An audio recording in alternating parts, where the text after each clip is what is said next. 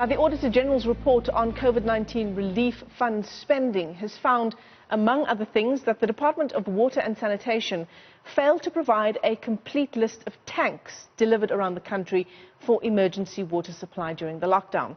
Now, according to the report, about two-thirds of the tanks meant for 3,000 informal settlements were installed. Lucien Limacher is the acting regional director for the Legal Resources Centre and, in fact, worked closely with NGOs to ensure the communities were given access to water during the pandemic. And he joins us now via our video link in Johannesburg. Lucien, thanks very much for your time this morning on the AM report. You know, we've seen AG reports many times in the past that have detailed irregular expenditure, but this hits particularly hard because it was during a pandemic and it was for a potentially life-saving resource, and that is water. Yes, good morning, Michelle, to you and your viewers. That's correct. So currently what's happening in South Africa is AG reported that roughly 6,000 tanks have been installed. However, even that number cannot be verified, as the information doesn't give the GIS location. And the impact of that is, of course, that communities are now being impacted by not having access to water. The hardest hit being the Eastern Cape, where, as we know right now, the Eastern Cape is still under severe drought. Which was one of the areas where most of the water was needed to be installed. And we keep getting calls on a daily basis, weekly basis, about how access to water is not occurring, or that a tank has been installed, but water has not been delivered to that tank, which of course just exacerbates the situation. Yeah. And you've of course worked closely with the NGOs that work in some of those communities. What are they saying about how they've managed, if they have indeed managed, to get around this issue? Yes, so the communities that we've been working with will go and get water from rivers, areas where water is accessible, where livestock would typically get access to, and various other polluted pieces of water, which of course, is not conducive for living in a healthy environment. So, I mean, it's fair to say that they haven't managed to get around the issue. That's correct, yes. So, Lucien, when you go back and reflect on the steps that we can now take to hold those who are responsible for this accountable, I wonder how much of a role and how much research might be done in the lives perhaps that were lost, that could have been saved had these water tanks been delivered. I mean, that is not overstating the impact of the delivery of water to these communities.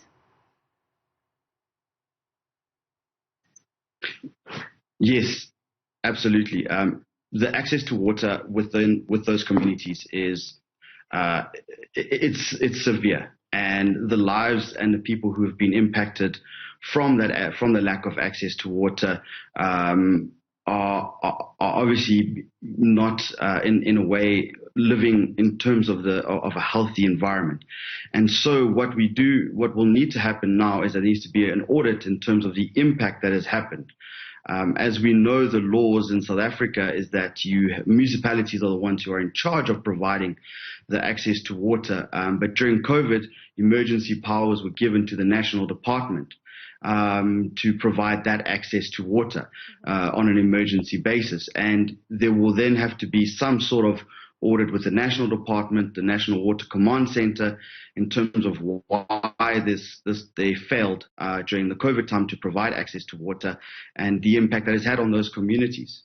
Yeah, indeed.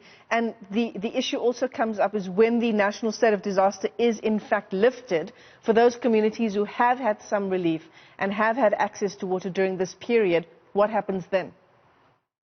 Absolutely. So that is a very important question to ask, is that will the national department continue providing water and providing those emergency life-saving tanks, or will the municipalities now step in again? The national department has not given any information or any indication whether they will be continuing after COVID and providing that water. And so the status quo then is that the municipalities will then be again in charge of providing water. And as we can see, municipalities currently right now are struggling to provide potable water, drinking water to those communities. Of course, providing sanitation, which allows communities to have access to basic hygiene.